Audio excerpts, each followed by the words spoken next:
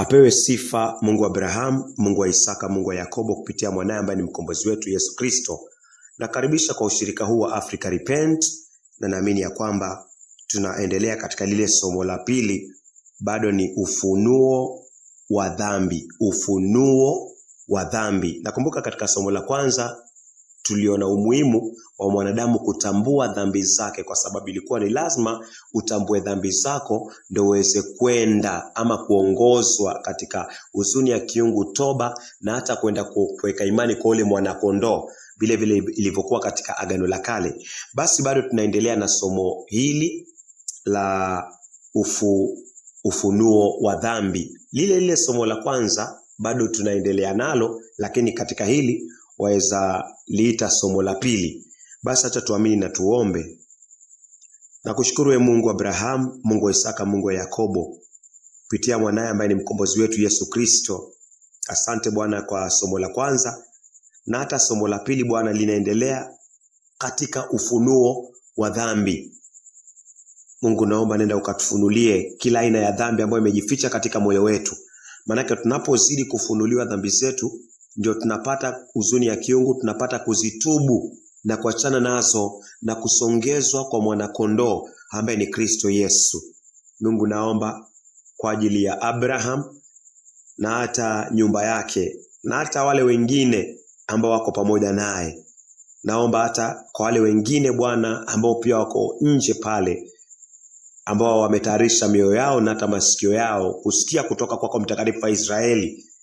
Naomba Mungu nenda ukafunue kila aina ya uovu, kila aina ya dhambi, ili ipate kutambulika, tupate kuzikiri na tupate kuachana nazo, yani kutubu, yani kuzitubu na kuweka imani kwa mwana kondoo ambaye ni Yesu Kristo.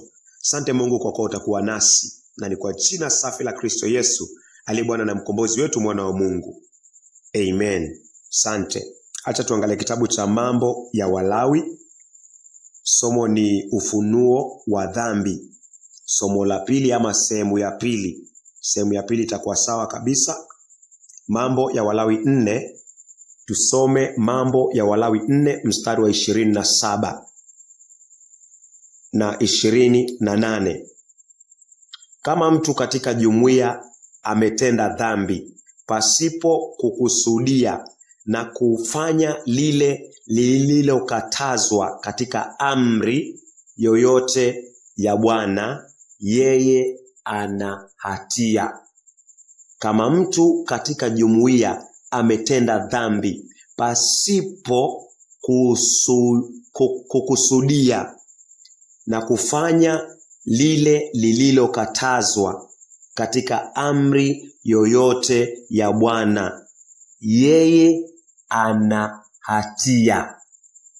Kwa kuvunja amri yoyote ya Bwana, yeye ana hatia. So uvunjaji wa amri ya Bwana, Mungu anakuhesabia yeye hatia. Leo tunaangalia venye amri za Mungu zinafunua dhambi zilizojificha ndani ya mioyo yetu, ili tupate kuzitambua. So tukiangalia Mambo ya Walawi 4 mstari wa 27 inaongea kuhusiana, nitasoma sehemu ambayo nataka nisisitize. Kama mtu katika jumuiya ametenda dhambi pasipo kukusudia ya kufanya lile lililokatazwa. So katika amri za Mungu kuna mambo ambayo Mungu ametukataza, na tutakapoyafanya itakuwa basi tunahesabiwa hatia. Nataka uelewe vizuri, katika amri za Mungu kuna jinsi Mungu anamwambia mwanadamu usifanye hivi, usilifanye hili, usilifanye lile. Lakini sasa mwanadamu anapofanya kinyume na yale ambayo Mungu amesema yasifanywe, basi huyu mwanadamu anaingia katika hatia. Mungu amesema nisizini. So mimi ninapozini, basi inamaanisha mimi nimevunja amri ya Mungu, na mimi niko na hatia mbele za Bwana.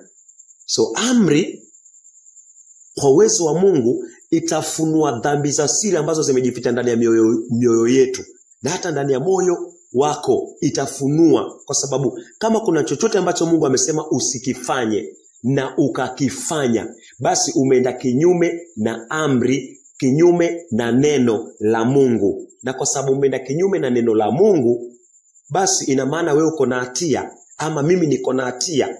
So chochote ambacho Mungu amesema hiki usikifanye, kama umekifanya, Mungu anataka akuonyeshe hatia na anionyeshe hatia, ili kinywa changu kifungwe na chako kifungwe, tuwekwe mbele za Bwana kama wenye hatia 100%, ili tuende kwa mwana kondoo kupitia toba na kupitia imani. Bwana Yesu asifiwe. So mstari wa 28, atakapofahamishwa dhambi yake aliyoitenda. So ina maana tunapovunja amri za Mungu, tunapofanya kinyume na mapenzi ya Mungu, huwa tumemkosea Mungu. Na kama tutabaki hivyo, ina maana hiyo hatia isipoletwa kwa dhamira zetu, hiyo hatia tusipojulishwa kwamba tumekosa, basi ina maana hatutatubu na wala hatutaenda kwa mwana kondoo kama sadaka ya dhambi, ili dhambi zetu zipate kuondolewa na mauti na damu ya huyu kondoo, yani ondoleo la dhambi. So hapa kuna kitu ambacho Mungu anataka uone, mpendwa. Mungu anataka uone amri ambazo umezivunja, alafu akuonyeshe sasa katika moyo wako na moyo wangu kwamba mimi na wewe tuna hatia mbele zake, na lazima ufahamishwe hino dhambi ndio uweze kwenda kwa mwana kondoo. Atakapofahamishwa, Mambo ya Walawi 4 tumesoma 27, tunasoma 28. Atakapofahamishwa dhambi yake aliyotenda. Atakapofahamishwa. So sheria inatufahamisha dhambi tulizozitenda. Atakapofahamishwa dhambi yake aliyoitenda. So bila sheria hawezi kufahamu kama umetenda dhambi. Sheria ndio inatupatia ufahamu kwamba tumemkosea Mungu, na kwa hivyo tukiwa tumemkosea Mungu, tunageuka kutoka kwa lile kosa, tunamtazama mwana kondoo. Tunaenda kwa zizi kuchukua mwana kondoo, ili mwana kondoo awe sadaka ya ile dhambi ambayo tumeitenda, ile dhambi ambayo mimi na wewe tumeonyeshwa na sheria kwamba tumemwasi Bwana. Alafu mwana kondoo akichinjwa, hiyo dhambi inaoshwa kwa damu ya mwana kondoo. Mwana kondoo akifa, mshahara wa dhambi ni mauti. Hilo deni la dhambi linalipwa na mauti ya kondoo. Tunakuwa wasafi na watakatifu mbele za Bwana. Bwana Yesu asifiwe. Atakapofahamishwa dhambi yake aliyotenda, ni lazima alete mbuzi jike asiye na dosari kama sadaka yake kwa ajili ya dhambi aliyotenda. 28. Atakapofahamishwa dhambi yake aliyoitenda, ni lazima alete mbuzi jike asiye na dosari kama sadaka yake kwa ajili ya dhambi aliyotenda. So tunaona kwamba baada ya kupokea ufahamu wa dhambi, ni kuacha ile dhambi, hauendelei tena katika ule uovu ama ile dhambi. Kuacha ni kutubu, alafu kwenda kwa zizi. Unaona sasa, tunapotambua hatia zetu, tunapotambua dhambi zetu, ndio zinatusukuma sasa kwa yule mwana kondoo. Atakapofahamishwa dhambi yake aliyotenda, ni lazima alete mbuzi jike. Wakati gani mimi na wewe tunaenda kuchukua sadaka ya dhambi? Ni wakati umefahamishwa, wakati Mungu amekufahamisha hatia yako ya uvunjaji wa amri zake. Hapo ndio sasa wageuka kutoka kwa lile kosa, yani kutubu, na kuweka imani kwa yule mwana kondoo.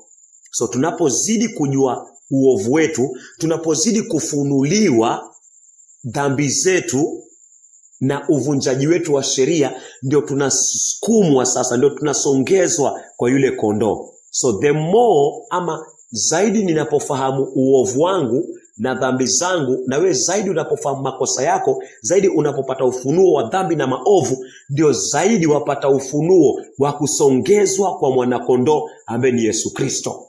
Bwana Yesu asifiwe. So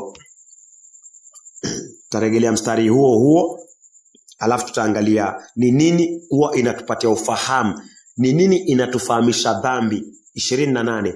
Atakapofahamishwa dhambi yake aliyotenda. Atakapofahamishwa, amevunja amri ya Mungu, akona hatia.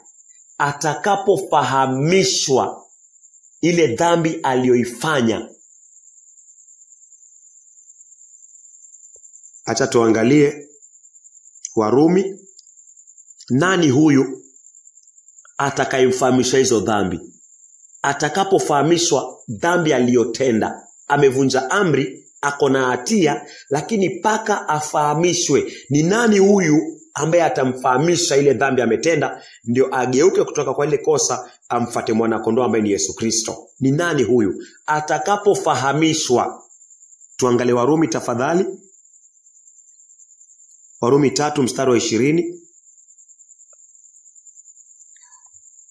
Warumi 3 mstari ni wa 20. Kwa hiyo hakuna binadamu hata mmoja atakayehesabiwa haki mbele za Mungu kwa matendo ya sheria. Sehemu ya A. Tuangalie sehemu ya B. Kwa maana sheria hutufanya tuitambue dhambi.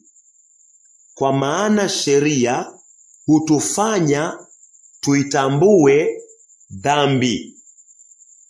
Sheria kazi yake inakufanya uweze kutambua dhambi. So sheria inatufanya tufahamu dhambi.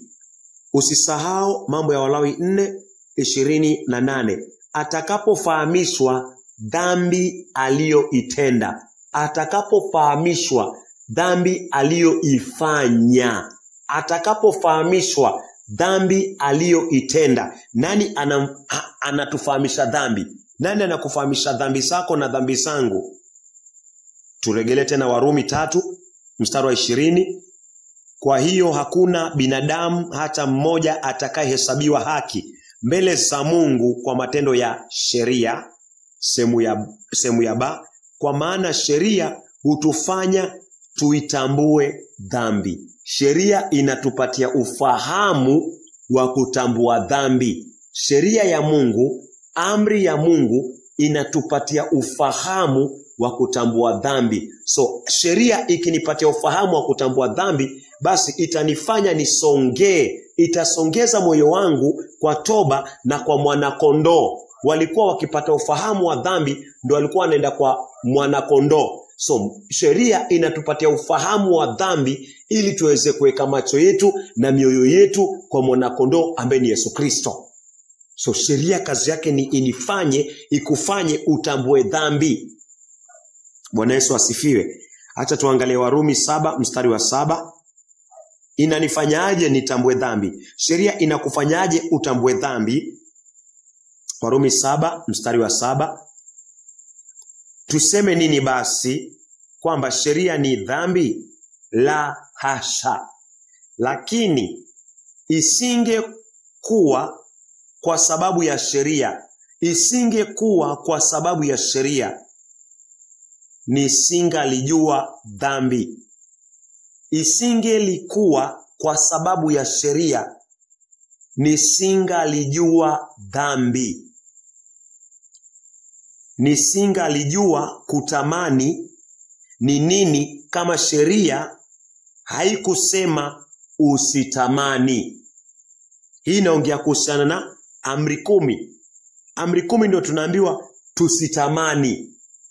Amri ya 10 inasema usitamani. So Mungu anaongelea kuhusiana, isingekuwa zile vibao vya sheria, mahali imeandikwa usitamani, amri ya 10. Mahali imeandikwa usiwe na Mungu mwingine ila Mungu wa Abrahamu, Isaka na Yakobo, amri ya kwanza.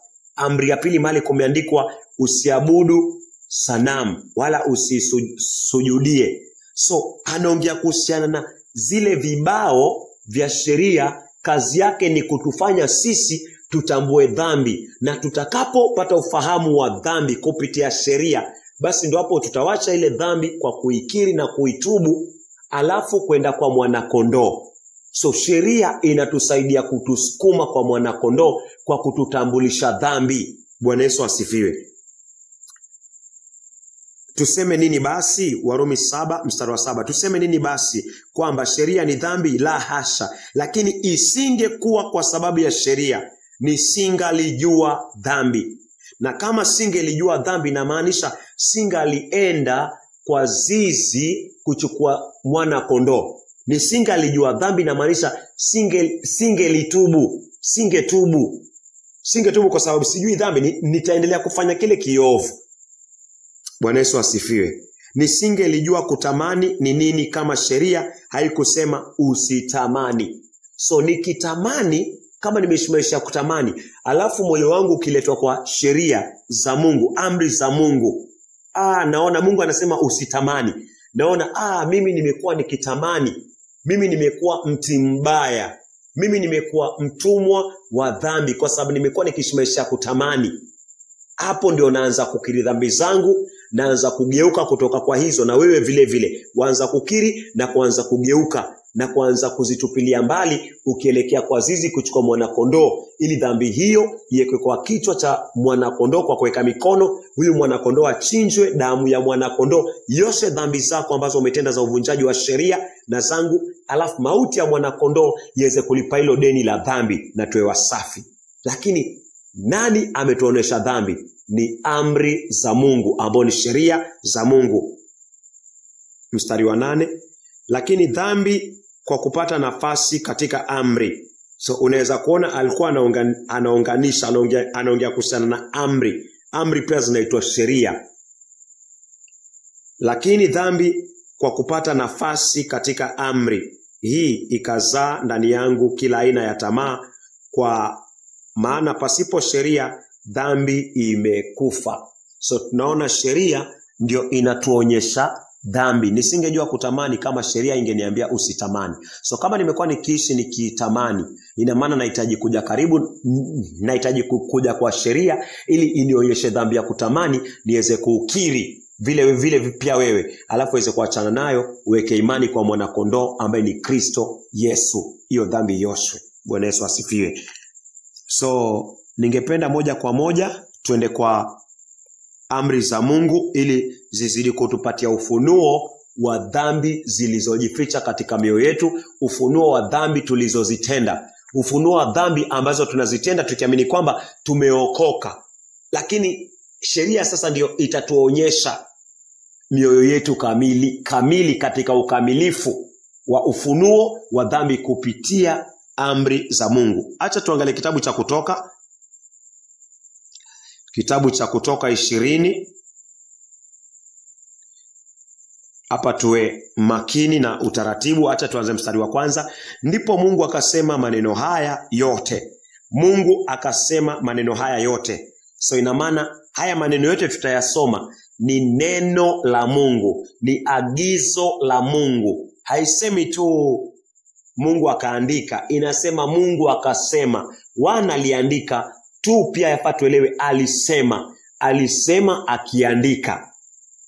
Ndipo Mungu akasema maneno haya yote. Mimi ndimi Bwana Mungu wako niliyekutoa Misri, kutoka nchi ya utumwa. Ananiambia usiwe na miungu mengine ila mimi. Usiwe na miungu mengine ila mimi. Sasa tuanze kutafuta dhambi katika mioyo yetu. Je, umekuwa ukiabudu miungu mengine? Kuna miungu ya kiroho na kuna miungu ya kimwili. Mungu anasema usiwe na mungu mwingine. Kuna Mungu ambaye watu wanaweza kuabudu, miungu kama jua, kama mwezi, naona kama sanamu, miungu. Na pia nataka tuangalie katika undani kabisa, kuna kitu ambacho pia waweza kukipenda na moyo wako wote. Kuna kitu waweza kukipenda na nguvu zako zote. Kuna kitu unaweza kukipenda na nafsi yako yote. Ukiondoa Mungu alafu weke hicho kitu kinakuwa Mungu. Amri ya kwanza ni amri ya kwanza ni usiwe na miungu mengine ila mimi. So acha tuangalie kitabu cha Marko 12. Acha tuangalie miungu ya ndani kabisa ambao mwanadamu anaweza kuwa nayo bila kutambua. Marko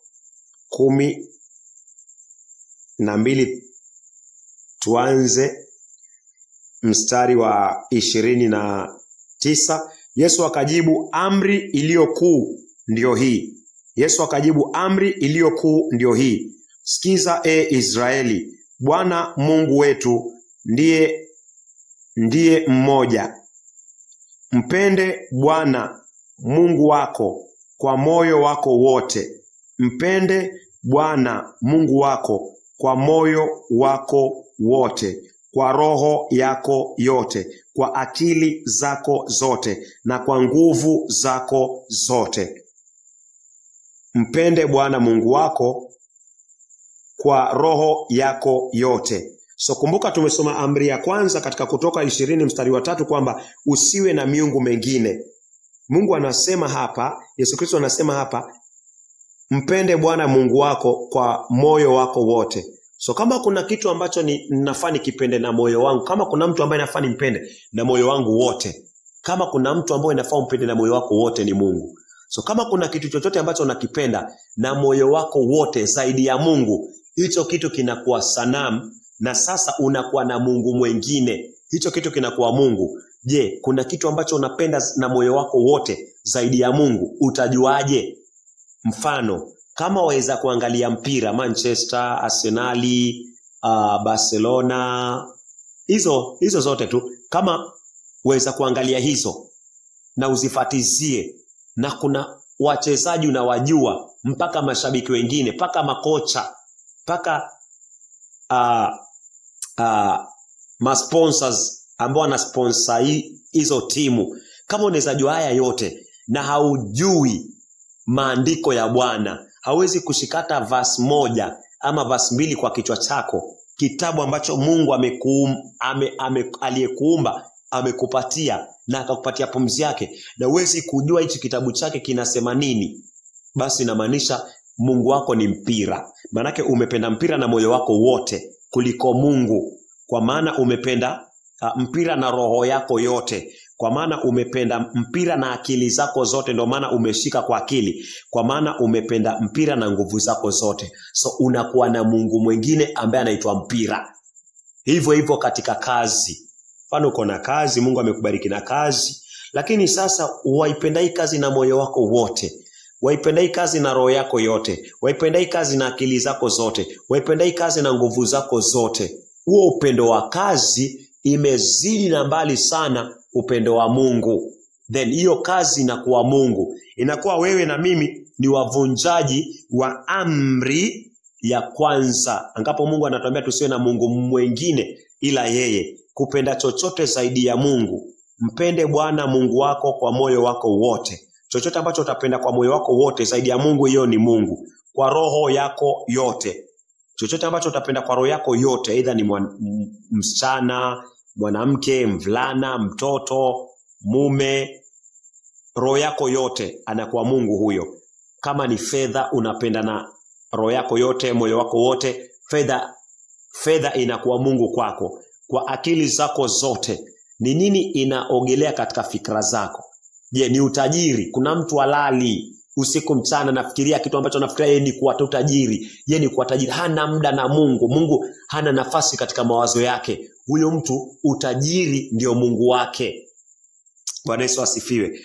So kama kuna uovu kama huo ndani yako, Abraham na wengine, Abraham na familia yake na wengine ambao pia wanasikiza kupitia channel hii, kama kuna uovu wote kama huo, Mungu anataka uone, kumbe kuna kitu hapa nimekuwa nikipenda, kumbe kuna televisheni nimekuwa nikipenda, nimekuwa nikitumia muda mkubwa sana kwa hii televisheni, kumbe kuna hata ndoto, kumbe mimi nimetaka niwe mwimbaji mkubwa kabisa, hiyo ndio kitu nimeitumikia zaidi, naipenda zaidi na zaidi ya Mungu. Uone hii sasa ndio imekuwa Mungu.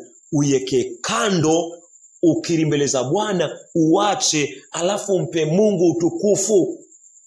Bwana Yesu asifiwe. Yaani umpe Mungu akili yako yote, roho yako yote, nafsi yako yote, nguvu zako zote.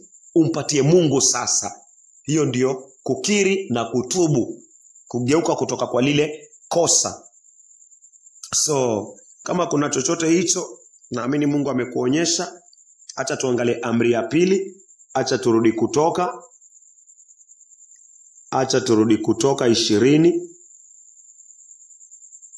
Kabla tuende Kutoka, ningependa tuangalie hapo kwa Ningependa nisisitize tu hapo kwa kuabudu miungu. Tumbo pia ni Mungu kwa watu fulani. Ningependa tuangalie hii Wafilipi. Naona Roho wa Mungu ananikumbusha. Tuangalie Wafilipi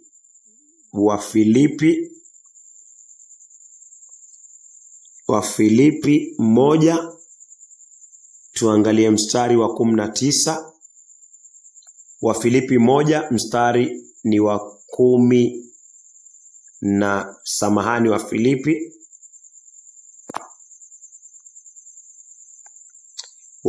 3 mstari wa 19. Samahani, Wafilipi 3 Wafilipi 3, nilikuwa nimefungua Filemoni. Samahani, Wafilipi 3 mstari wa 19. Mungu anasema tusiwe na mungu mwingine. Tumbo pia ni Mungu kwa watu wengine, na uwe makini sana isije kama tumbo ndo unapenda na moyo wako wote. Kipenda tumbo na nguvu zako zote, tumbo na akili zako zote, tumbo na roho yako yote, tumbo anageuka kuwa Mungu. Kusoma Wafilipi 3 mstari ni wa 19. Mwisho wa watu hao ni maangamizi. Mungu wao ni tumbo.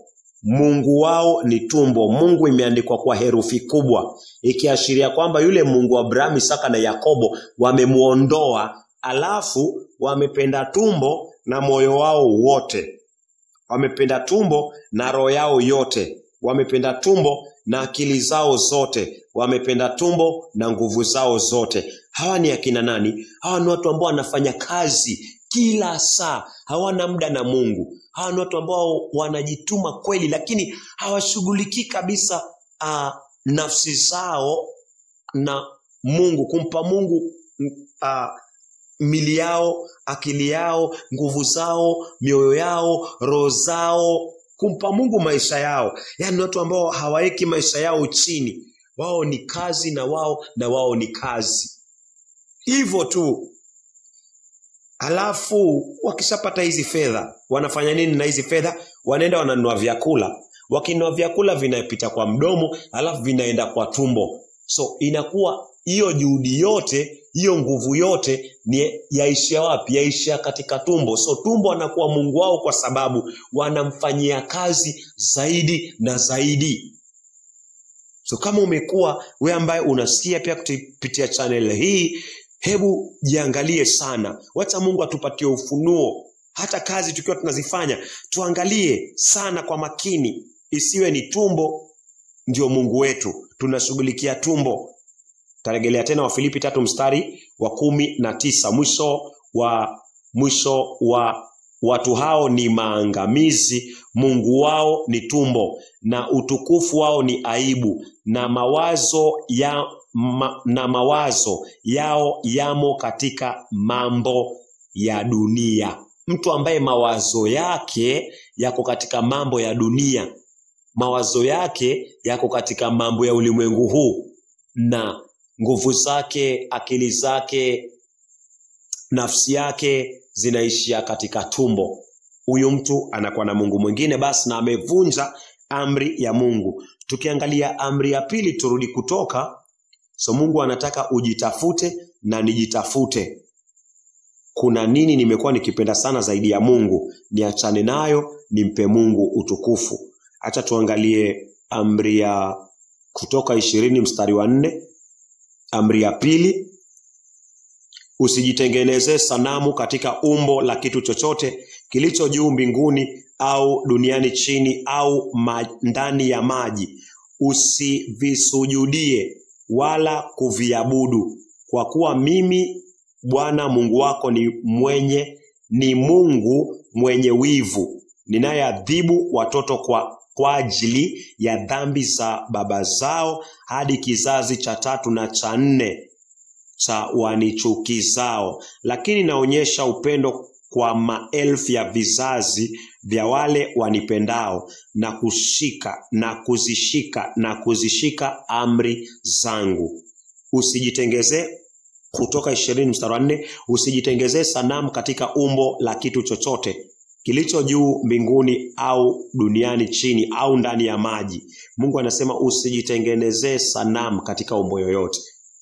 So hawa watu ambao wanainamia sanamu, either za Katoliki, either za Maria, Mungu anasema hiyo ni dhambi. Mungu anakuonyesha. Kumbuka sheria ndio inatupatia ufahamu wa dhambi ili tuweze kukiri mbele za Bwana, kuzitubu, yani kuziwacha na kuendea mwana kondoo katika zizi. Then Mungu ananiambia basi usijitengenezee sanamu katika umbo lolote. Tunapotengeza sanamu katika umbo la Maria, tunapotengeza sanamu katika umbo la Yesu Kristo, alafu tunaisujudia hii sanamu, basi Mungu anasema haya ni makosa. Mungu anasema hii ni dhambi tayari, na huwezi kuwa umeokoka huku hii imekuwa mtindo wako. Haiwezi kuwa hivyo.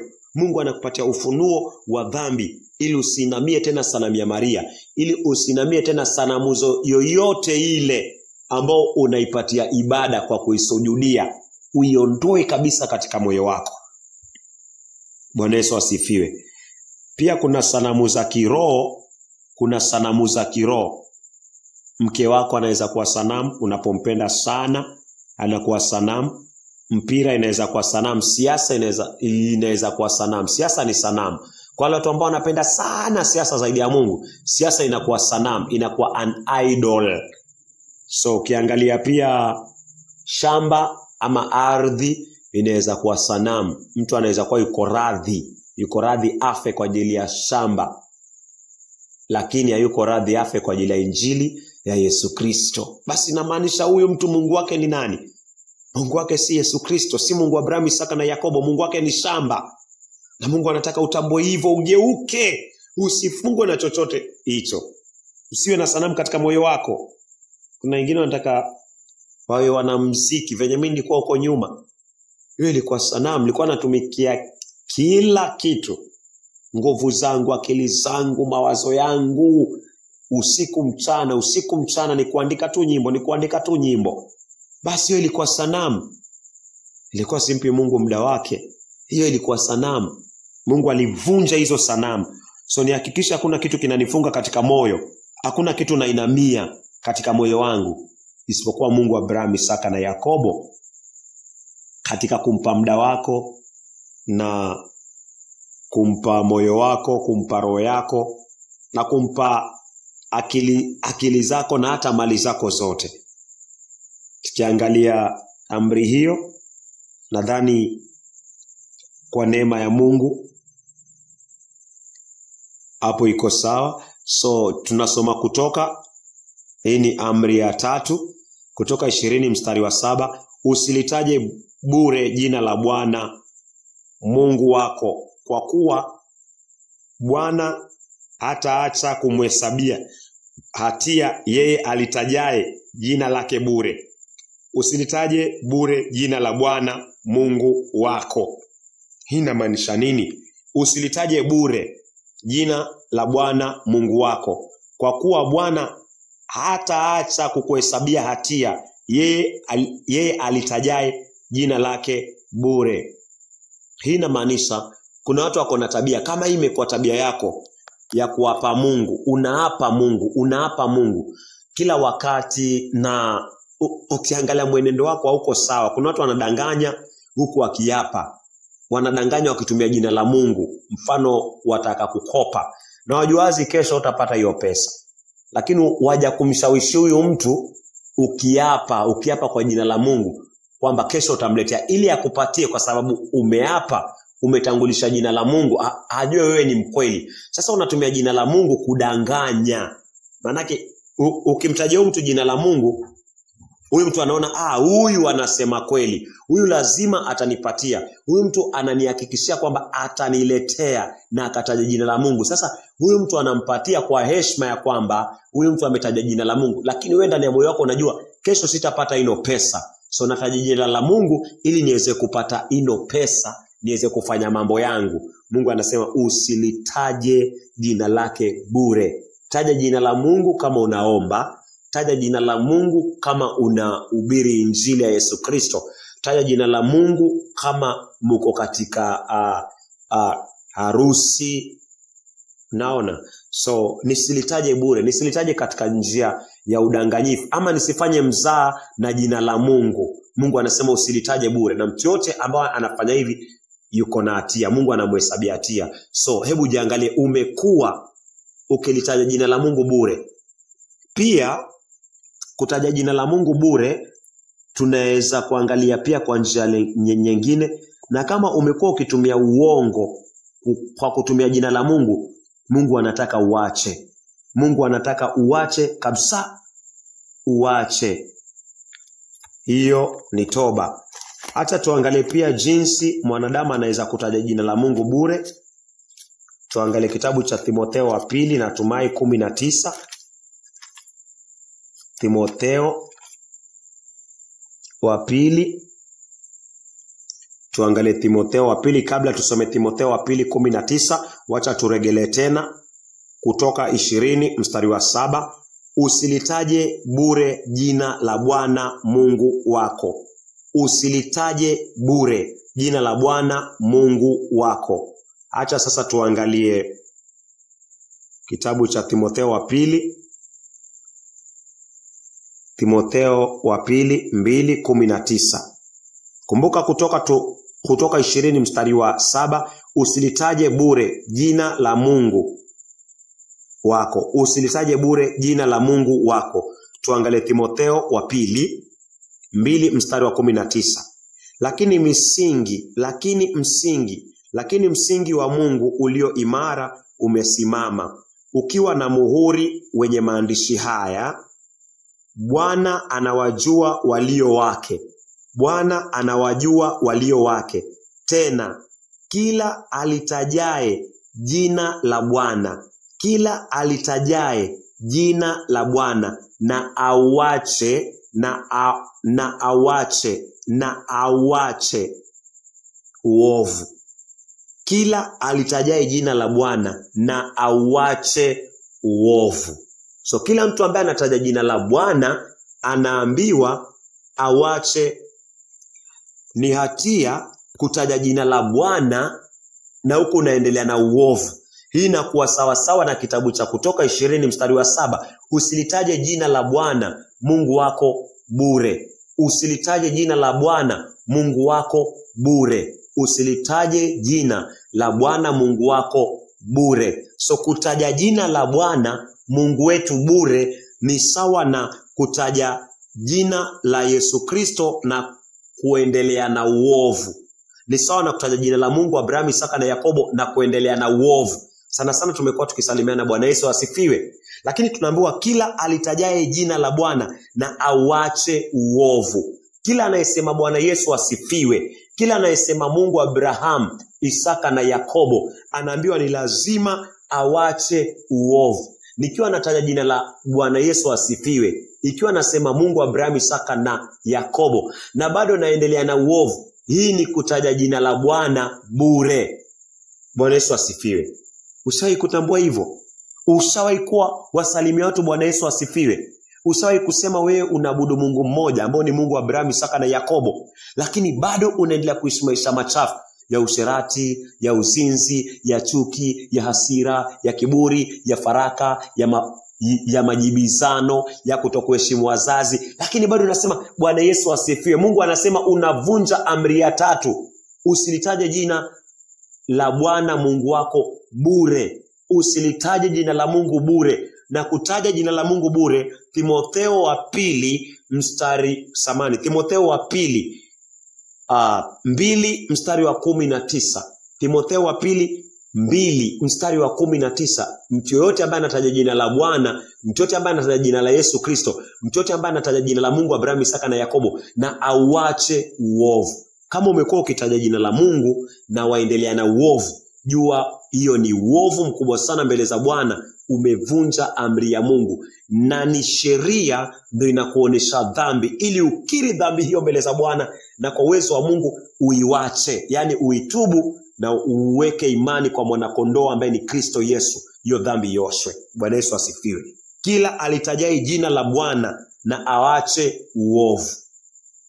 Acha turudi Kutoka 20, tulikuwa mstari wa 7. Hiyo tumeangalia kwa uwezo wa Mungu. So pata toba katika njia hiyo. Pata toba katika njia hiyo. Geuka kutoka kwa uovu wote, ili tutaje jina la Mungu si katika ubatili. Wacha turudi tena Kutoka. Wacha turudi tena Kutoka 20 mstari ni wa 8 sasa. Kutoka 20 mstari ni wa 8. Ikumbuke siku ya Sabato uitakase. Ikumbuke siku ya Sabato uitakase. Kwa siku 6 utafanya kazi na kutenda shughuli zako zote, lakini siku ya 7 ni Sabato kwa Bwana Mungu wako. Sabato kwa Bwana Mungu wako, si Sabato kwa kanisa, si Sabato kwa dhehebu, si Sabato kwa kundi fulani, si Sabato kwa watu fulani, wa Sabato fulani, lakini siku mstari wa 10, lakini siku ya 7 ni Sabato kwa Bwana Mungu wako. So Sabato si kwa mwanadamu, si kwa dhehebu. Sabato ni wiwi kwa Mungu wako. Siku hiyo hutafanya kazi yoyote, wewe wala mwanao au binti yako, wala mtumishi wako wa kiume au wa kike, wala wanyama wako, wala mgeni aliye ndani ya malango yako. Mstari wa 11, kwa kuwa kwa siku 6 Bwana aliumba mbingu na nchi, bahari na vyote vilivyomo, lakini akapumzika. Bwana akapumzika. Bwana akapumzika. So si mwanadamu hapa anajaribu kuleta mafundisho fulani, ni Mungu mwenyewe alianza na hiyo Sabato. Bwana mwenyewe akapumzika. Aliumba mbingu na nchi, bahari na vyote vilivyomo, lakini akapumzika siku ya 7. Kwa hiyo Bwana akaibariki siku ya Sabato na kuifanya takatifu. Turudi mstari wa 8. Ikumbuke siku ya Sabato uitakase. So kitu ambacho unafaa uelewe, Sabato ni pumziko. Yes, Sabato ni Kristo Yesu, ndiyo. Na ukipata Bwana wa Sabato ambaye ni Kristo Yesu, atakufundisha kuweka Sabato, atakufundisha kufanya vile Mungu alifanya siku ya 7, kupumzika na kumpa Bwana. Licha kwa siku zote za mtu ameokolewa mbele za Bwana, zote huwa zimekuwa wakfu, lakini Mungu hapa anasema kwa ajili alipumzika tangu mwanzo, anamwambia mwanadamu pia apumzike. Itakuwa unafiki niseme mimi sina miungu mengine, mimi sina sanamu, amri ya 2, mimi silitaji jina la Bwana bure, lakini hii ya Sabato mimi nitaiangalia, naweza hii ya Sabato si lazima. Basi hiyo inakuwa unafiki mkubwa sana. Bwana Yesu asifiwe. Manake yule aliyesema usizini ama usiabudu miungu mengine ndio yule amesema ikumbuke siku ya Sabato na uitakase.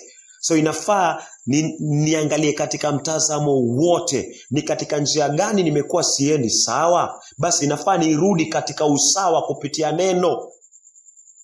Bwana Yesu asifiwe. Urudi kupitia neno. Tukiangalia wendo unajiuliza Mungu alifanya kazi kweli kwa siku 6. Mstari wa 10, lakini siku ya 7 ni Sabato kwa maana kwa Bwana Mungu wako. Siku hiyo utafanya kazi yote, wala wewe wala mwanao au binti yako, wala mtumishi wako wa kiume au wa kike, wala wanyama wako, wala mgeni aliye ndani ya malango yako. Kwa kuwa kwa siku 6 Bwana aliumba mbingu na nchi, bahari na vyote vilivyomo, lakini akapumzika siku ya 7. Akapumzika siku ya 7. So wenda unajiuliza hii siku ya 7 ni gani, ili upate pia wewe kupumzika kama vile Mungu alivyopumzika. Na tutaangalia pia kunao Yesu Kristo ambaye ni Bwana wa Sabato. Yaani yeye ndio kiongozi wa hiyo Sabato, Bwana wa Sabato, yeye ndio master wa Sabato. Yeye pia aliobserve, yani yeye pia alipumzika kama venye Mungu alivyopumzika. So hii ni siku gani? Yafaa uelewe Sunday ndo siku ya kwanza. Sunday ndo siku ya kwanza. So Sunday ni siku ya kwanza, Monday ni siku ya pili, Tuesday ni siku ya tatu, Wednesday ni siku ya 4, Thursday ni siku ya 5, Friday ni siku ya 6, alafu Saturday ni siku ya 7. Bwana Yesu asifiwe. Yani Jumapili ndio siku ya kwanza, alafu Jumatatu ni siku ya pili, Jumanne ni siku ya 3, Jumatano ni siku ya 4, Alhamisi ni siku ya 5, Ijumaa ni siku ya 6 na Jumamosi ni siku ya 7. So acha tuangalie tu katika utaratibu jinsi hata Bwana Yesu Kristo aliweza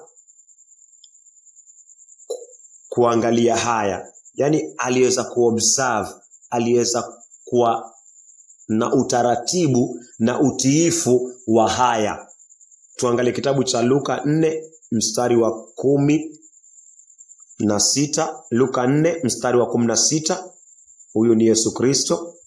Luka 4 mstari ni wa 16. Yesu akaenda Nazareti alipolelewa, na siku ya Sabato, kumbuka Kutoka 20 mstari wa 8 mpaka 11, na siku ya Sabato alikwenda katika sinagogi kama ilivyokuwa desturi yake. So Yesu ilikuwa desturi yake kuweka Sabato, kwenda katika sinagogi kuabudu Mungu, kutofanya kazi yoyote. Yesu alikuwa seremala, alikuwa wakati huo sasa ashughulikii mbao, ashughulikii viti, ashughulikii vitanda, alikuwa anaeka kando, anaeka randa kando, anaeka nyundo kando, alafu anasema leo ni siku ya kwenda kwa sinagogi, leo ni siku ya kumpa Bwana, leo ni siku nzima ya kushughulikia kazi ya Bwana. Ndio tunaona Yesu akaenda Nazareti alipolelewa, kitabu cha Luka 4 mstari wa 16. Yesu akaenda Nazareti alipolelewa, na siku ya Sabato alikwenda katika sinagogi kama ilivyokuwa desturi. Desturi inamaanisha ilikuwa ni tabia yake. Alikuwa hawezi kuacha kuendelea desturi yake. Je, imekuwa desturi yako? Je, imekuwa desturi yangu? Kama haijakuwa desturi yangu, basi kupitia ino amri inanionyesha dhambi. Dhambi inaletwa kwa ufahamu katika dhamira yangu, naonyeshwa mimi nimekuwa hapa nikienda visivyo. Basi yafaa nikiri mbele za Bwana uovuo kwamba Mungu nimekuwa nikienda visivyo. Mungu, kwa uovuo naomba unisamee na niachane na huo uovu, alafu nikae katika neno linavyosema, linavyoamuru, linavyokuongoza. Bwana Yesu apewe sifa. Hiyo ndio toba. Desturi yake akasimama ili asome. So ilikuwa desturi ya Yesu Kristo. Licha ya kuwa Mafarisayo walikuwa na Sabato yao ya kinafiki, bado haingeweza kuondoa kwamba Mungu ameka utaratibu wa watu wapumzike siku ya Sabato. Hiyo ni siku ambayo imetengwa maalum wampatie Bwana Mungu wao. So licha ya kuwa kuna mambo mingi kuhusiana na Sabato, lakini iko katika amri za Mungu. Usisikize mambo mingi ya wanadamu, kaa katika neno. Yesu alifanya, wewe unafanya nini?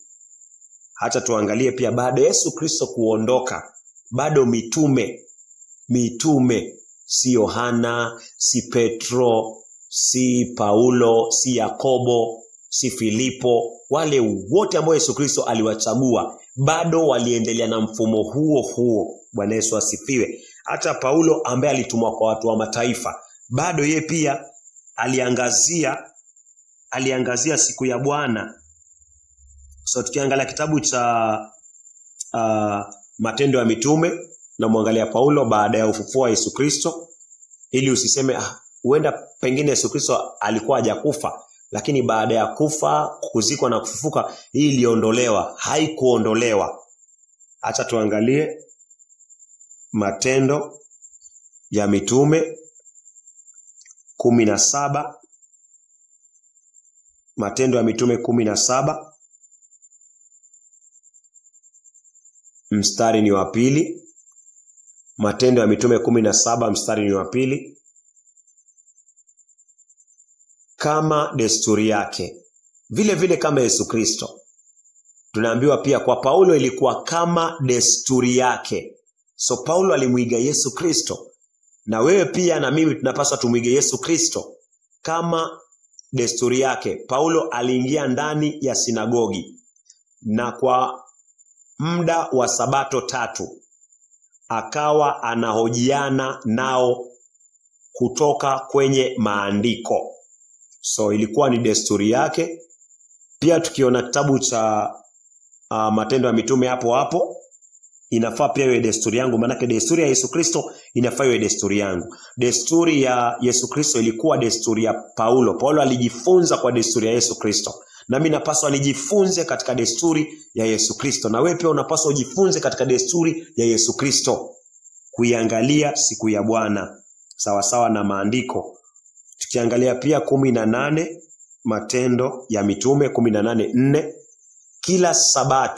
kila sabato Paulo alikuwa akiojiana nao katika sinagogi. So kila sabato Paulo alikuwa akiojiana nao katika sinagogi, akijitahidi kuwashawishi Wayahudi na Wayunani. So kila sabato zilikuwa kwa muda gani?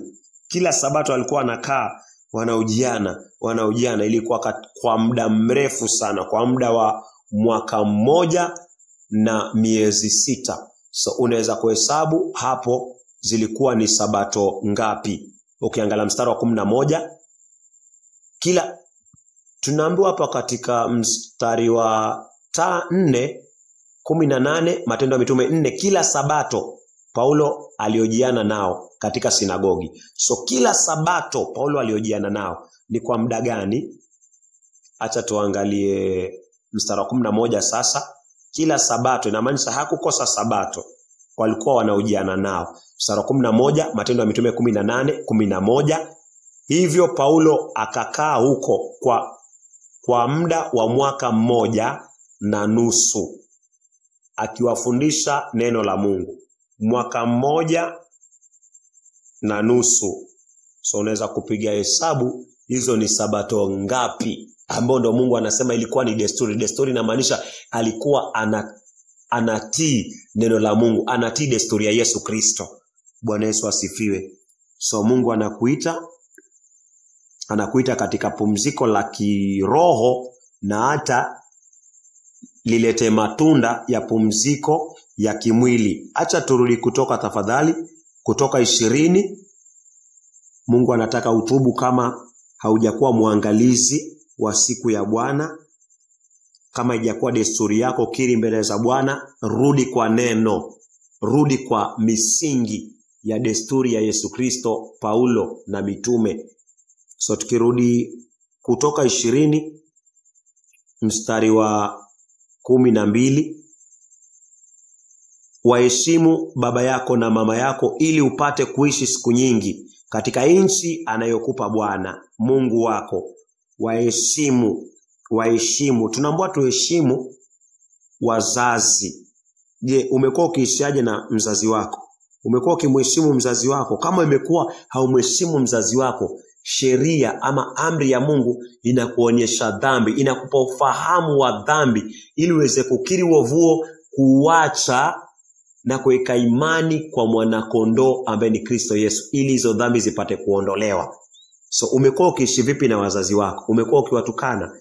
Umekuwa ukiwajibisha wakikwambia hivyo na waambia hivi? Umekuwa ukiwapiga? Kama umekuwa ukiwapiga wazazi wako alafu unasema umeokoka, wewe haujawahi kuokoka kwa sababu hautii neno la Bwana. Haujawahi litii neno la Bwana. Ingekuwa unatii neno la Bwana, haungewapiga wazazi wako. Ungekuwa una neno la Bwana ambao neno ni amri, ambao neno ni Yesu Kristo, ambao amri pia ya Mungu ni neno la Mungu, ambaye neno la Mungu ni Yesu Kristo. Ungekuwa na Yesu Kristo ndani ya moyo wako, ungewajibisha wazazi wako hivyo. Mimi nilikuwa na hii dhambi ya kutotii wazazi na nilikuwa nafikiri nimeokoka. Lakini Mungu alipoanza kunileta sasa katika wokovu wa kibibilia, nikitambua kwamba sijawahi kuokoka katika maisha yangu, hii dhambi Mungu aliweka wazi. Akanionyesha jinsi nilikuwa siheshimu wazazi wangu, jinsi nilikuwa muovu, jinsi nilikuwa najibizana na wazazi wangu. jinsi nilikuwa mkali hata kwa wazazi wangu. Nikawa naoneshwa nasema mimi kweli sijawahi kupata huo wokovu. Mimi kweli nimeasi. Mimi kweli nimekukosea wewe Mungu. Nikiakiri mbele za Bwana na katika moyo na uchungu mwingi sana nikigeuka, nikikoma kufanya uchafu kama huo tena. Mungu akinikomesha kwa kunionyesha na kwa kunipatia huzuni na kwa kunigeuza. Basi ni hivyo hivyo. Kama umekuwa ukiishi bila kuheshimu wazazi, Mungu anataka ukiri mbele za Bwana na uache kuanzia sahihi kama unataka kuishi. Waheshimu baba yako na mama yako ili upate kuishi siku nyingi katika nchi anayokupa Bwana Mungu wako. Pia ukiangalia kitabu cha Warumi 13, Warumi 13 tunaweza na mstari wa kwanza. Mamlaka pia, Mungu ameka mamlaka. Mungu ni mzazi wetu wa kwanza. Mungu ni mzazi wako wa kwanza. Kama uheshimu amri za Mungu, umheshimu Mungu na hautamheshimu babako ama mamako. Manake Mungu ndio mzazi wa kwanza, na kumheshimu Mungu ni kuheshimu neno lake. Kuheshimu Mungu ni kuheshimu amri zake. Venye Mungu ananiambia napaswa kama mzazi ambaye ni baba yetu aliye mbinguni. Baba yetu aliye mbinguni. Mungu kama baba wa kwanza. Je, namtii kwa kutembea katika amri zake? Kama sitii afanye nijue nimekuwa nikiwa na moyo wa kutoheshimu mzazi ambaye ni Mungu. So nijue nimemvunja heshima, nimemkosea mzazi wangu ambaye ni Mungu. Nianze kukiri baba yetu aliye mbinguni. Mungu ni baba yetu. So kiri uovu wote ule. Pia mamlaka pia ni mzazi. Tukiangalia Warumi 13 mstari wa kwanza. Warumi 13 mstari ni wa kwanza. Kila mtu na atii mamlaka inayotawala. Kwa maana hakuna mamlaka isiyotoka kwa Mungu, nazo mamlaka zilizopo zimewekwa na Mungu. Tunaambiwa tutii mamlaka. Kumbuka tumeambiwa tuwatii wazazi, alafu tunaambiwa tutii mamlaka. Wale ambao wako mamlakani ni wazazi wetu wa kiroho. Wale ambao wako mamlakani ni wazazi wako wa kiroho. Tunaambiwa tutii mamlaka. Tutii wazazi wetu wa kiroho, wale ambao wanatupatia mamlaka. So pia serikali ni mamlaka, tunaambiwa tutii. Saa zingine serikali inatoa mamlaka ya kiungu, inafaa tutii. Saa zingine kuna mamlaka ambayo si ya kiungu, hatufai kukubaliana nayo. Kama vile Danieli alitii mfalme, lakini Nebukadneza alipoanza kusema abudiwe, Shadrach, Meshach na Abednego walisema hapana. Naona. So alitii mamlaka makuu ambayo ni ya Mungu, na hawakuvunja amri ya Mungu, amri ya kwanza na zingine. So hapa tunaambiwa kila mtu na atii mamlaka inayotawala. Mstari wa pili, kwa hiyo yeye anayeasi dhidi ya mamlaka inayotawala anaasi dhidi ya kile kilichowekwa na Mungu. Nao wale wafanyayo hivyo watajiletea hukumu juu yao wenyewe. Tunaambiwa tutii mamlaka. Unaambiwa wewe utii mamlaka. Mimi naambiwa nitii mamlaka. Je, umekuwa ukitii mamlaka ya serikali? Yale ya kiungu, yale ambayo yako sawa kabisa, umekuwa ukitii? Kama umekuwa haujatii, basi jua hautii mzazi, na maisha yako yatakuwa mafupi na ya dhiki katika ulimwengu huu. So Mungu anataka ukiri. Mungu anataka pia nikiri. Alafu niachane na kile kibaya. Acha turudi Kutoka 20. Tumesoma 12. Sasa ningependa tusome 13. Usiue. Hapa tuwe makini. Usiue. Mungu anasema usiue. So kuua ya kwanza ni umemshika mtu, umemnyonga pengine mpaka mtu ameacha kupumua, alafu roho yake ikatengana na mwili, yani akafa. Hiyo ndio kuua ya kwanza. Ama umechukua jiwe ukampiga mtu, ama umechukua kisu, umechukua panga, umechukua silaha yoyote, alafu ukampiga yule mtu, mtu uhai wake ukatoka. Hiyo inaitwa uuaji. Mungu anakuambia usifanye hivyo. Hata kama ni mwizi ameiba, usiwe yule wa kuchukua jiwe na kwenda kumpiga. Mwizi akiiba, kuna vituo vya polisi kwa wa kwanza kutoa ushauri kwamba apelekwe polisi. Mungu hajasema ua. Mungu amesema usiue. Usiue inamaanisha usimue mtu yoyote.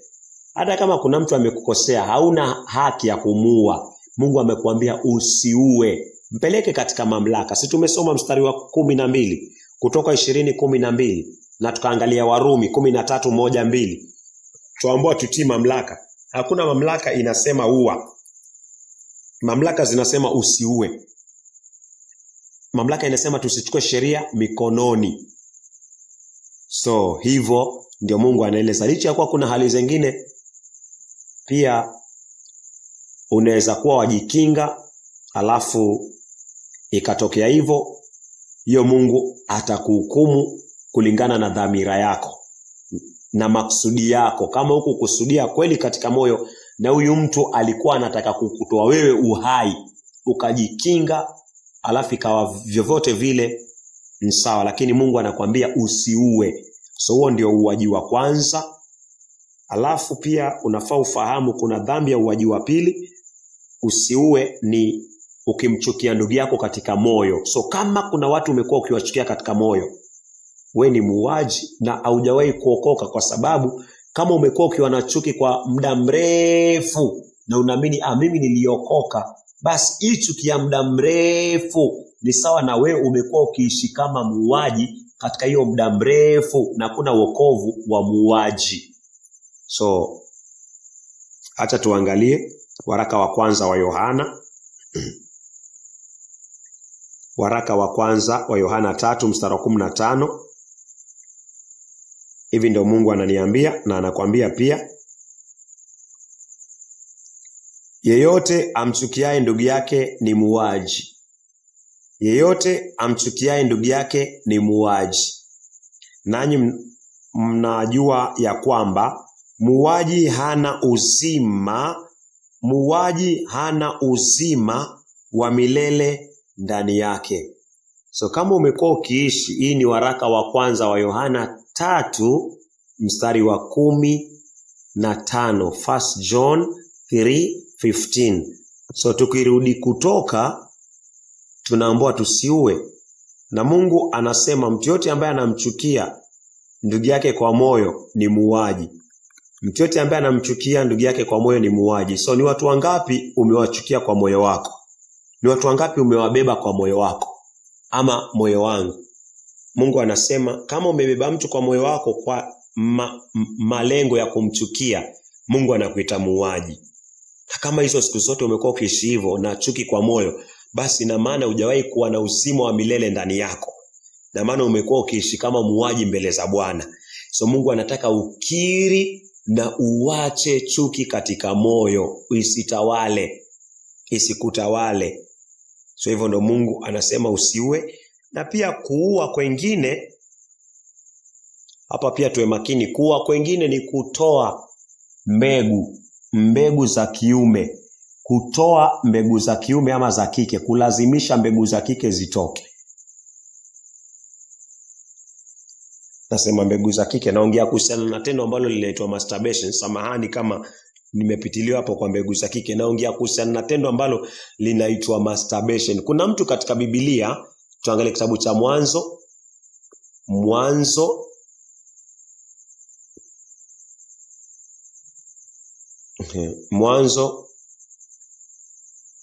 Tuangalie Mwanzo 38 mstari wa, acha tuanze 9. Mwanzo 38 acha tuanze 9.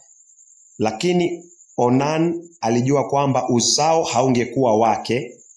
Kwa hiyo kila alipokutana kimwili na mke wa ndugu yake alikuwa amekufa, alafu akamuoa mke wake kwa ndoa.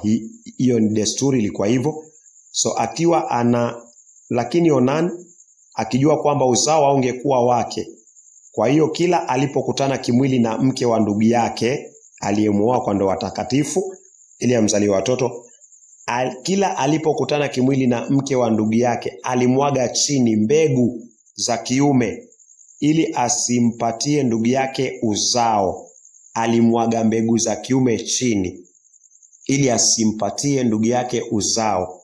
Hebu angalia hizi mbegu za kiume, chenye alikuwa anakifanya kilikuwa vipi mbele za Bwana. Mstari wa 10, alichokifanya kilikuwa kiovu machoni pa Bwana, hivyo pia Bwana akamuua. Mungu akamuua Onan. Ina maana Onan alikuwa akishiriki tendo la ndoa na mke wa ndugu yake aliyemuoa ambaye ni Tamar. Alikuwa anajua nikiweka mbegu za kiume hapa, huyu mtoto ambaye atazaliwa kwa jina la ndugu yake. Maana ndugu yake alikuwa amekufa, sasa yeye ndio alikuwa asimamishe boma ya ndugu yake kwa kumchukua mke wa ndugu yake na kumzalia watoto kwa jina la ndugu yake. Hasa akawa ana starehe na Tamar, lakini ikifika wakati wa kumpatia watoto, anaona hawa watoto watakuwa si wangu. Anatoka, alafu zile mbegu za kiume wale watoto anawamwaga chini. Mungu akawa anamwangalia na Mungu akamuua kwa ajili ya hiyo. Hiyo inaitwa masturbation. Kwa nini tunasema ni kuua? Kwa sababu watoto wanatoka kwa viuno. Acha tuangalie hiyo Mwanzo 15 mstari wa 4. Watoto walikuwa wanatoka kwa viuno vya Onan, wanataka kuingia kwa Tamar. Lakini Onan sasa, watoto wakitoka kwa viuno, Mungu ameka watoto kwa viuno vya Onan.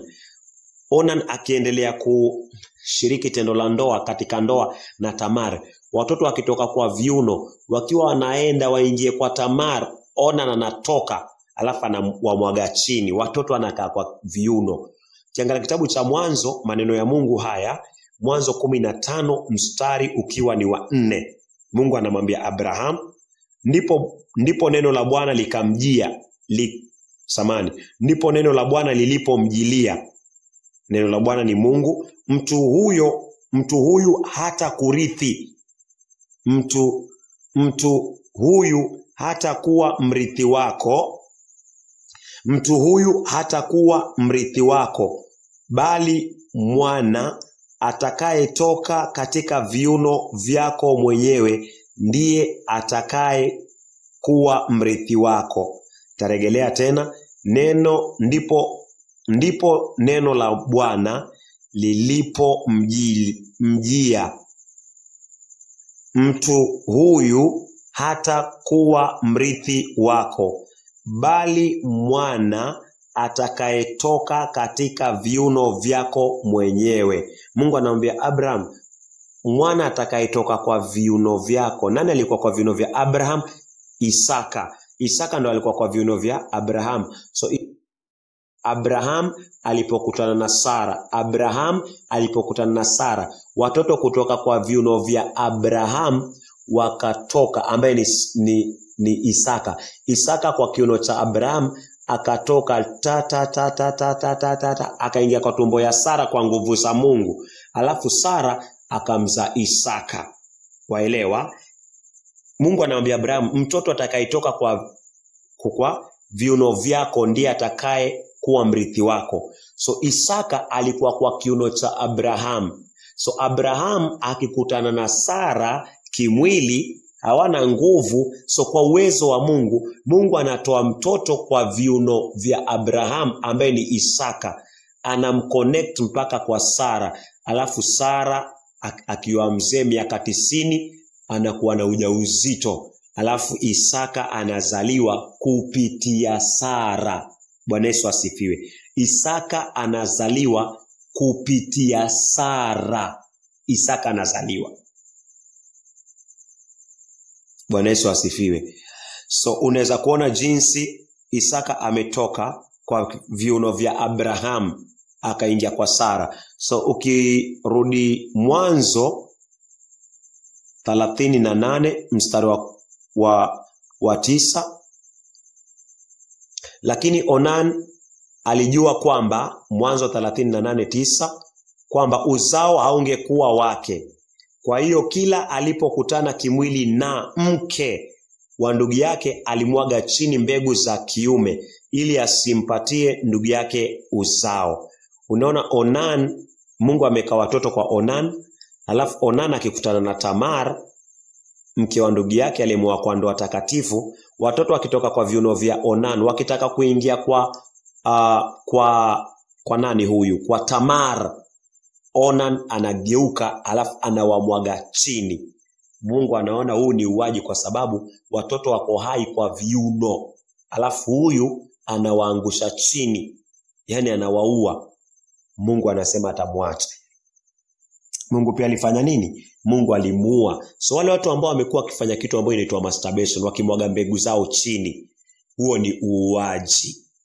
Pia yafaa uelewe, kama umekuwa ukitoa mimba, kama umekuwa mtu ambaye weka mimba alafu asema zitolewe, huo ni uuaji, kwa sababu watoto huwa wanajulikana tangu kwa viuno. Tuangalie kitabu cha Yeremia 1:5. Haya ni maneno ya Mungu anamwambia Yeremia. Acha tuanze 4. Yeremia 1:4, utoaji wa mimba, hata kuweka vitu ambavyo inaitwa family planning. Unazuia wakati watoto wanatoka kwa viuno, wanafaa waingie kwako, alafu wewe unawazuia. So hii inaenda kwa mwanamume, inaenda pia kwa mwanamke. Watoto wanapotoka kwa mwanamume, wakitaka kwa viuno vya mwanamume, wakitaka kuingia kwa mwanamke, mwanamke kama anatumia vitu ambavyo inaitwa family planning, basi ni sawa na huyu mwanamume anamwaga chini mbegu, kwa sababu huyu mwanamke anazuia zile mbegu ama wale watoto wasiingie katika mwili wake. Bwana Yesu asifiwe. Waweza ona kama Abraham anashiriki na Sara, alafu Sara anajikinga. Sara akiwa anakinga mwili wake, inamaanisha Isaka atatoka kwa viuno vya Abraham, lakini Sara atakuwa anakinga, anazuia nani? Anazuia Isaka asiingie katika mwili wake. Hii inakuwa haina tofauti na Onan, na Mungu apendezwi na hizo vitu ambavyo vinaitwa family planning, hizo zinaitwa coil, zinaitwa shindano, zinaitwa pills. Mungu apendezwi na hizo. Unazuia mpangilio wa Mungu. Ukiangalia kitabu cha Yeremia 1:4-5, neno la Bwana lilinijia kusema, mstari wa 5, mstari wa 4, neno la Bwana lilinijia kusema, mstari wa 5, kabla sijakuumba ndani ya tumbo la mama yako. Kabla sijakuumba ndani ya tumbo la mama yako nilikujua. So inamaanisha mtoto kabla kuingia katika tumbo ya mama yake, Mungu tayari ashamjua huyu mtoto. Ashajua jina la huyu mtoto, ashajua kazi ya huyu mtoto kabla kuingia katika tumbo. Inamaanisha akiwa hata kwa viuno vya babake, Mungu tayari amemjua huyu mtoto. Kabla sijakuumba ndani ya tumbo la mama yako nilikujua, kabla hujazaliwa nilikutenga kwa kazi maalum, nilikuweka uwe nabii kwa mataifa. So Mungu anasema kabla mtoto aingie kwa tumbo, kabla aingie kwa tumbo tunajua yuko kwa viuno. Mungu ameweka mtoto kwa viuno vya mwanaume.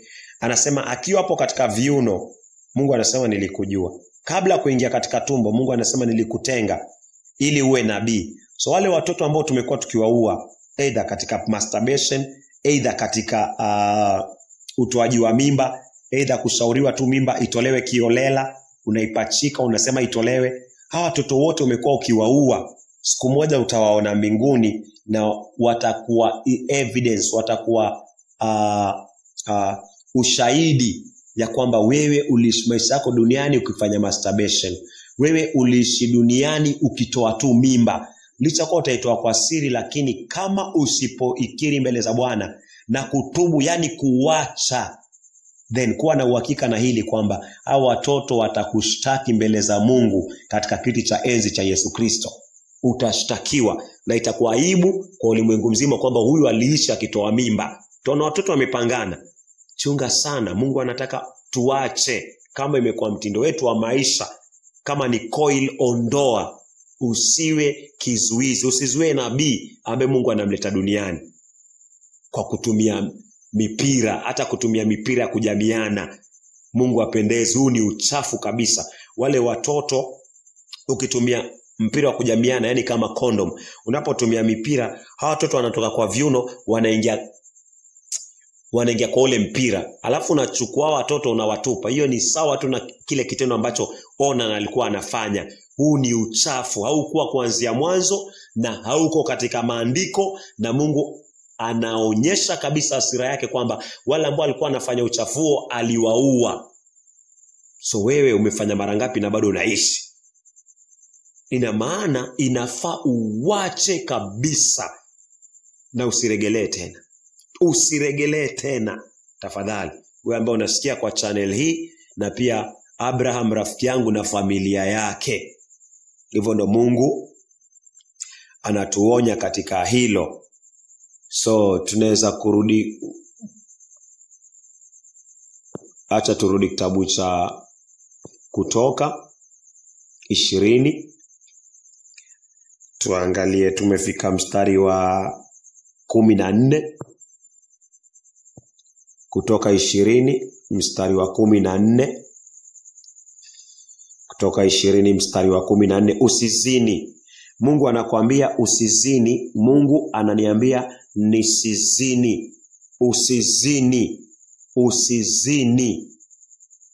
Biblia ya Kimombo nitasoma, inasema thou shall not commit adultery. Thou shall not commit adultery. Tendo la ndoa nje ya ndoa, hiyo ni kuzini. Umeoa na unashiriki tendo la ndoa na mke mwingine, hiyo ni kuzini. Mungu anasema usizini. So kama umekuwa ukiishi na maisha ya kuzini, Mungu anataka ujue kwamba hilo ni kosa kubwa sana mbele zake, na anataka uache. Usizini tena, uache. Ukiri mbele za Bwana na uache, usizini. Hivyo ndio Mungu anasema. Na pia inafaa ujue kuna zinaa tofauti tofauti. Usizini pia iko wazi katika Mathayo 5 mstari wa 27. Mmesikia kwamba ilinenwa usizini. Yesu anarejelea, mmesikia kwamba ilinenwa usizini. Mathayo 5:27 na 28. Lakini mimi nawaambia kwamba yeyote amtazamaye mwanamke kwa kumtamani amekwisha kuzini naye moyoni mwake. Unapoangalia mwanamke ili umtamani, na mwanamke anapomwangalia mwanamume ili amtamani, pengine umbo, pengine sura, pengine chochote kile, na muangalia ili ni mtamani, si kumwangalia tu, ni kumwangalia kwa lengo na kusudi na madhumuni ya kumtamani katika moyo. Mungu anasema umezini naye. Yesu anasema umezini. So napoangalia mwanamke kwa shabaha ama kwa lengo la kumtamani, nimezini. Na Mungu anasema kwa amri ya 7, natumai kwa amri ya 7 natumai, Mungu anasema usizini. Ya amri ya 7, usizini. So kama pia umekuwa ukiangalia pornografia ni visual adultery. Yani ni usherati wa picha. Mahali unaangalia pornografia, unapotamani kwa moyo, basi Yesu anasema umezini. So kuangalia pornografia kama imekuwa mtindo wako, wacha kuanzia sahihi. Wewe ambaye unasikia katika channel hii, wacha. Huo ni usherati. Huo ni uzinzi wa moyo. Pia ukiangalia mtu anapofanya uovu ambao ni masturbation, kama Onan benye alikuwa anafanya, ambao ni punyeto, kama Onan alikuwa anafanya benye alikuwa anamtumia Tamari kama chombo cha kichafu cha punyeto, alikuwa anamtumia hivyo. Then wezaona mwanadamu pia anapofanya uchafu ambao unaitwa masturbation ama punyeto, huwa ana mawazo, ana mtu kwa kichwa chake, ana mtu kwa ubongo wake, anamfikiria, alafu anafanya uchafu ule anaufanya. So huyo mtu anayemwaza, anayemtamani, huyu mtu anarudi pale pale katika ile dhambi ya usizini. Na Yesu anasema yote anayemwangalia mwanamke kwa lengo la kumtamani amezini naye moyoni mwake. So huyu mtu anapofanya uchafu kama punyeto, anazini na ule mwanamke kwa fikra zake, ama mwanaume kwa fikra zake, na anamtamani na anazini. So huo pia ni uzinifu. Mungu anataka uache tabia chafu. Mungu anataka uziwache tabia chafu hizo. Pia tukiangalia, acha turudi Kutoka. So ni kutafuta mioyo yetu na kugeuka kutoka kwa yote ambao Mungu anatuonyesha ni dhambi. Tuangalie Kutoka 20 mstari wa 10 mstari wa 15. Mstari wa 15 Mungu ananiambia, anakuambia usiibe. Kuchukua kitu chochote cha mtu bila idhini yake kwa madhumuni ya kukifanya chako, huo ni wizi na wewe ni mwizi. Kama ni mimi ni mwizi na huo ni wizi. Usiibe. Kuna nini umechukua? Nini unaendelea kuchukua? Kuna watu wanaiba mabwana watu, kuna watu wanaiba mabibi ya watu, kuna watu wanamuibia Mungu paka muda wake. Usiibe. Usimuibie Mungu hata fungu la 10, usimuibie Mungu hata zaka, usimuibie Mungu fungu lake. Usiibe. Usimuibie Mungu muda wake, usimuibie Mungu roho yake, roho ni yake. Usimuibie Mungu akili yake, akili ni yake. Nguvu ni zake, nafsi ni yake. Usimuibie Mungu. Mpatie Mungu ya Mungu, na ya Kaisari umpe Kaisari. So ni wapi tunamuibia Mungu na ni wapi tunamuibia Kaisari? Usiibe. Kama umekuwa ukiishi maisha ya wizi, Mungu anataka uache. Kiangalia Kutoka, ukiri mbele za Bwana na uache. Tukiangalia Kutoka 20 mstari wa 16, usimshuhudie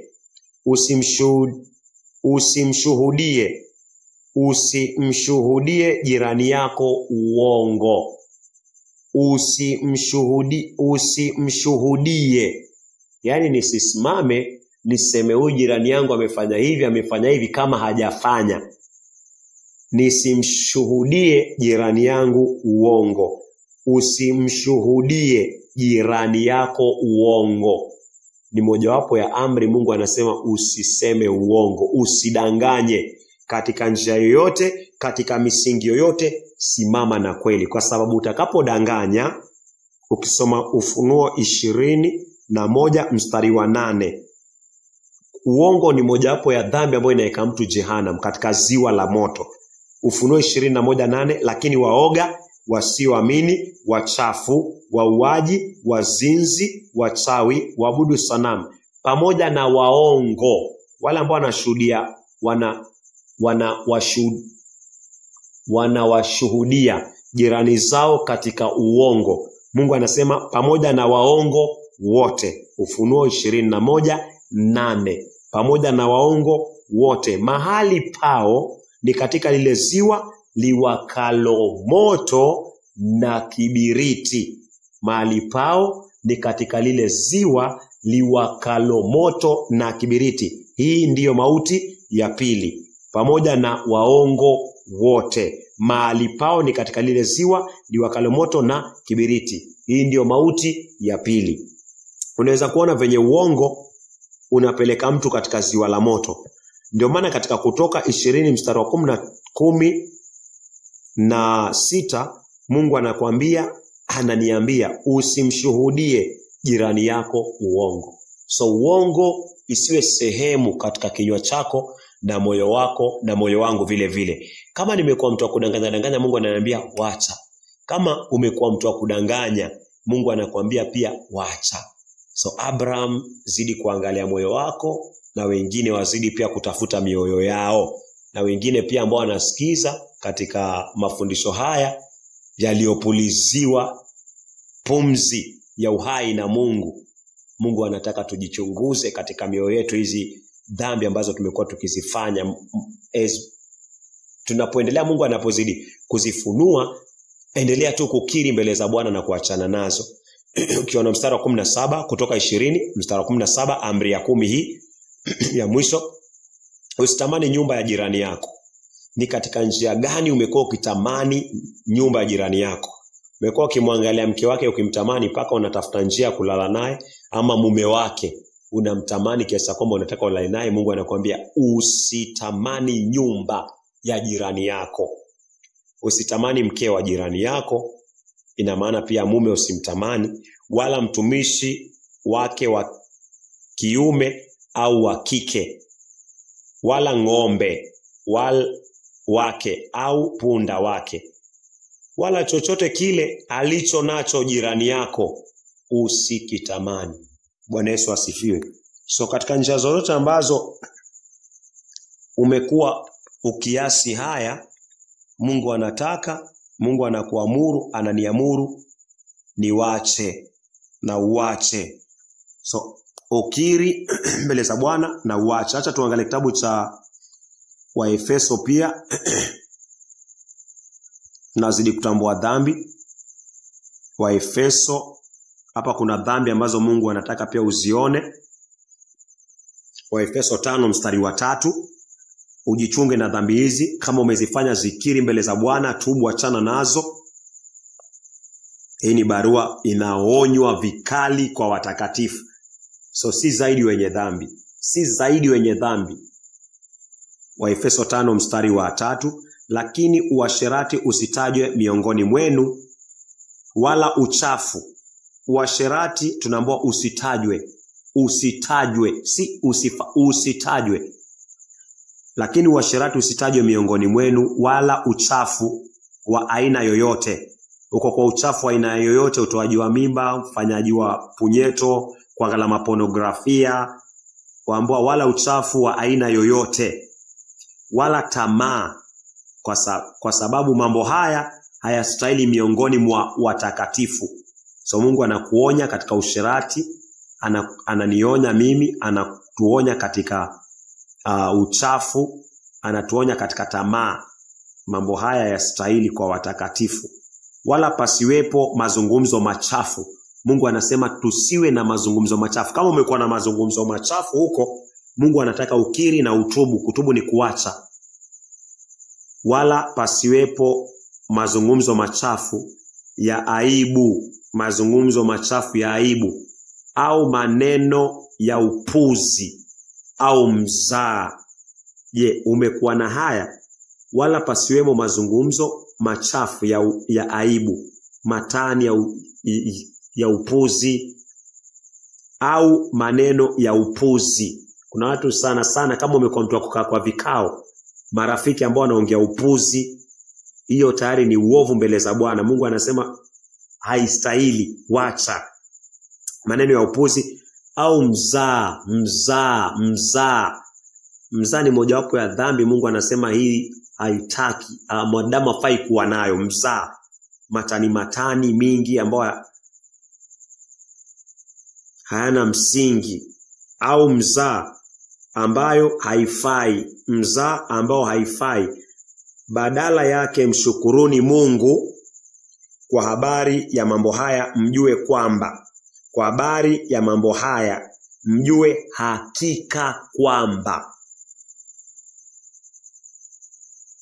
Nimefika mstari wa Efeso 5, tunasoma mstari wa 5.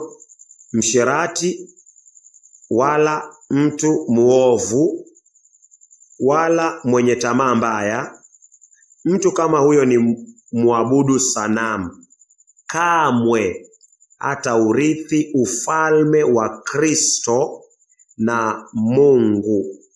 Hata urithi kamwe ufalme wa Kristo na wa Mungu. Mtu yeyote na asiwadanganye kwa maneno matupu, kwa kuwa hasira ya Mungu huwaka kwa sababu ya mambo kama haya juu ya wale wasiotii. Mstari wa 7, kwa hivyo msishirikiane nao. So tunaonywa tusishiriki haya mambo, na pia tusishiriki na wale ambao wanayafanya. Kama umekuwa mshiriki wa mambo haya, Mungu anataka uyakiri mbele zake na uachane nayo. Yaani usiaregelee tena kabisa. Hivyo ndio Mungu anataka uone na pia nione. Tukirudi katika Ufunuo, kuwa na uhakika kama umekuwa ukiishi maisha hayo, Mungu anasema hauna urithi katika ufalme wake. Kama umekuwa maisha ya upuzi, maisha ya mzaa, maisha ya usherati, maisha ya hayo yote ambao yametajwa hapo, matusi, Mungu anasema hauna urithi. Hautaurithi ufalme wa Kristo na wa Mungu. Hii inamaanisha nini? Hii inamaanisha hata jina lako halitapatikana katika kitabu cha uzima. Tukiangalia Ufunuo 20 mstari wa 15, Ufunuo 20 mstari wa 15. Iwepo mtu jina lake halikuonekana katika kile kitabu cha uzima, alitupwa ndani ya lile ziwa la moto. Mtu ambaye hakuonekana katika kitabu cha uzima alitupwa. Ina maana hana urithi katika uzima wa milele. Hawa ni wale ambao tumewasoma, watu ambao wanatukana maneno machafu, watu wa mzaa, watu wa usherati, watu wa kuabudu sanamu, watu wa tamaa mbaya. Mungu anasema watu kama hao majina hawana urithi katika Efeso 5 mstari wa 3 mpaka 7. Hawana urithi katika ufalme wa Mungu. Wa Efeso 5 mstari wa 3 mpaka 7. Watu ambao wanatenda uchafu huo hawana urithi. Na kutokuwa na urithi inamaanisha nini? Inamaanisha hata katika paradiso ya Bwana, mahali tunarithi pia uzima wa milele, ukiambiwa hautarithi inamaanisha hata uzima wa milele haitakuwa sehemu yako. Tukiangalia Ufunuo 20 mstari wa 15, iwepo mtu jina lake halikuonekana katika kile kitabu cha uzima, alitupwa ndani ya lile ziwa la moto. Ni watu gani hawa? Ufunuo, songea tu ukurasa 1, Ufunuo 21:8. Ni wale watu ambao wametajwa pia katika Waefeso 5 mstari wa 3 mpaka 7. Lakini waoga, wasioamini. Wasioamini ni watu ambao wanafanya machukizo. Wasioamini ni watu ambao wanazini. Wasioamini ni watu ambao wako kwa usherati. Wasioamini ni watu ambao pia hawajatengwa na mbegu ya dhambi ile tuliyoipokea kwa baba anaitwa Adam. Wasioamini ni watu ambao wanafanya pia mambo maovu. Wasioamini, wachafu wametajwa kwa Efeso. Wauaji, wazinzi wametajwa kwa Efeso, wazinzi. Wachawi, waabudu sanamu ni wale wametajwa kwa Efeso, waabudu sanamu, pamoja na waongo wote. Mahali pao ni katika lile ziwa liwakalo moto. Mahali pao ni katika lile ziwa liwakalo moto. Mahali pao ni katika lile ziwa liwakalo moto na kibiriti. Hii ndio mauti ya pili. Mahali pa kina nani ni katika ziwa la moto? Wazinzi, wachafu, waabudu sanamu, pamoja na waongo wote. Waoga, wasioamini. Ukiangalia ino orodha ni ile imeregelewa katika Waefeso 5 mstari wa 3. Lakini uasherati, unaona? Uasherati imetajwa kama uzinzi. Usitajwe miongoni mwenu, wala uchafu umetajwa kwa Ufunuo 21:8. Wala ambao wako kwa uchafu hawana urithi, na kwa Ufunuo wanatupwa katika ziwa la moto. Wala uchafu wa aina yoyote, wala tamaa, kwa sababu mambo haya hayastahili miongoni mwa watakatifu. Wala pasiwepo mazungumzo machafu ya aibu au maneno ya upuzi au mzaa ambao hayafai, badala yake mshukuruni Mungu. Kwa habari ya mambo haya mjue hakika kwamba msherati alikuwa katika Ufunuo 21:8 ambao sehemu yake ni katika ziwa la moto, na hapa pia ametajwa msherati. Wala mtu muovu, wala mwenye tamaa mbaya. Mtu kama huyo ni muabudu sanamu, kamwe hata urithi ufalme wa Mungu na Kristo. So hiyo naona iko tu sawa. Naona iko sawa. So yafaa ujitafute sasa nami pia nijitafute.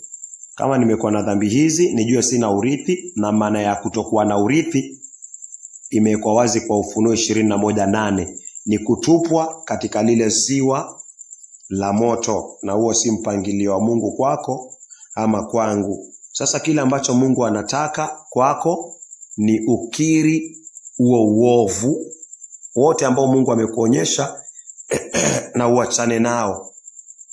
Tuangalie kitabu cha Methali 28 mstari wa 13. Yeye afichaye dhambi zake hatafanikiwa, bali yeye aziungamaye na kuziwacha atapata rehema.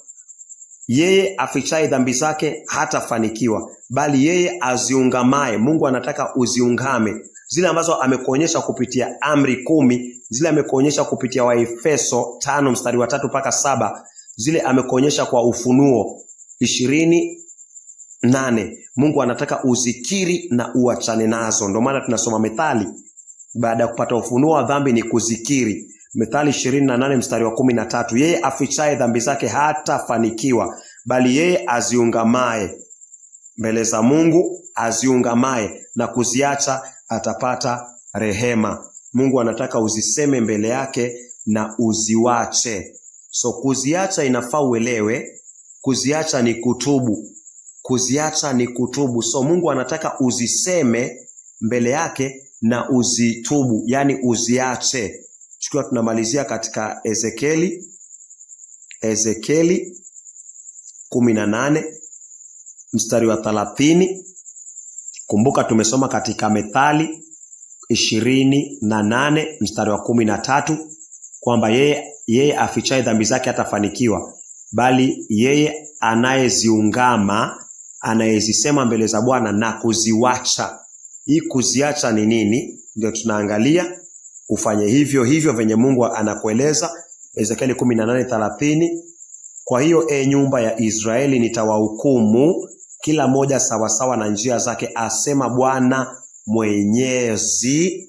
Tubuni, geukeni kutoka makosa yenu yote mliotenda, ndipo dhambi haitakuwa anguko lenu. Tubuni, geukeni kutoka makosa yenu yote mliotenda. So tunapokiri dhambi mbele za Mungu, tunapokiri uovu mbele za Mungu, tunaambiwa tuwache. Katika Methali 28 mstari wa 13, tunapozisema mbele za Bwana tunaambiwa tuziwache. So tukiangalia kitabu cha Ezekieli 18 mstari wa 30, kutubu ni nini? Kutubu ni kugeuka kutoka kwa kile kiovu na kuwacha. Ni kukiri dhambi zetu na kuziacha, si kuendelea nazo. Kutubu ni kugeuka kutoka kwa makosa yote. So ninapomwambia Mungu, kweli Mungu, nimekuwa nikiwa na mzaa, nimekuwa na maneno machafu, basi hiyo ndio kukiri kutoka kwa moyo wako. Na Mungu anasema wacha. Wacha ni kutubu. Tubuni, geukeni kutoka makosa yenu yote. Mungu anakuamuru sasa katika hayo makosa yote umeyasikia, uyakiri mbele zake. Katika yale makosa yote ambayo Mungu amekupatia ufunuo wa zile dhambi ambazo umeziona katika moyo wako za kale na hata zile umezifanya sahihi, Mungu anakueleza, anakuhimiza kwamba zikiri, ziungame, alafu ziwache, zitubu. Yani tupilia mbali makosa hayo yote, ndipo dhambi haitakuwa anguko lenu. Mstari wa 31, baada ya kugeuka kutoka kwa hayo makosa, Ezekieli 18:31, Mungu anasisitiza, tupilieni mbali makosa yenu yote mliotenda. Hii ni sehemu ya toba, kugeuka kutoka kwa kosa na kulitupilia mbali. Tupilieni mbali makosa yenu yote mlioyatenda, nanyi mpate moyo mpya na roho mpya. Kwa nini mfe, nyumba ya Israeli? Natumai Mungu amekufunulia na amenifunulia dhambi nyingi, makosa mengi na uovu mwingi. Sasa kiri mbele zake na uachane nazo. Acha tuamini, tuombe. Mungu wa Abrahamu, wa Isaka na Yakobo, asante kwa somo hili. Sehemu ya pili ya somo la kwanza Bwana, ama somo tu la pili.